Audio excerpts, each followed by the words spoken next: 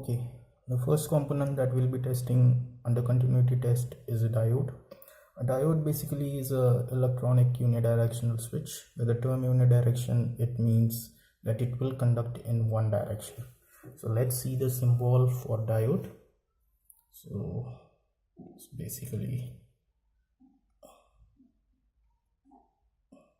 this. The terminals are called as anode and cathode. So this diode in mechanical terms referred to as a wall which can operate in one direction but not in the other. So let's test the switcher of diode with a multimeter. So before moving ahead, let's see how to connect the test cords to the multimeter. We'll be connecting the red patch cord to the port referring to as V and the black patch cord to the port referring to as COM. This basically means common. So next thing we'll be doing is to bring our selector switch to the continuity mode, which is over here.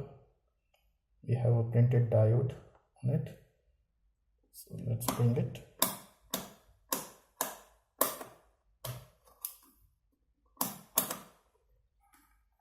So we have our test lights. So let's on our multimeter.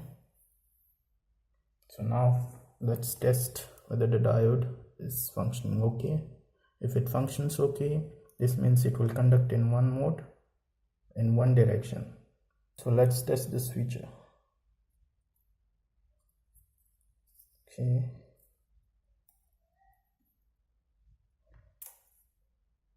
Okay, here we see the diode is conducting in one direction. Now let's see another direction. But if it does not conduct, this means it is functioning properly. Here we see we don't get any reading.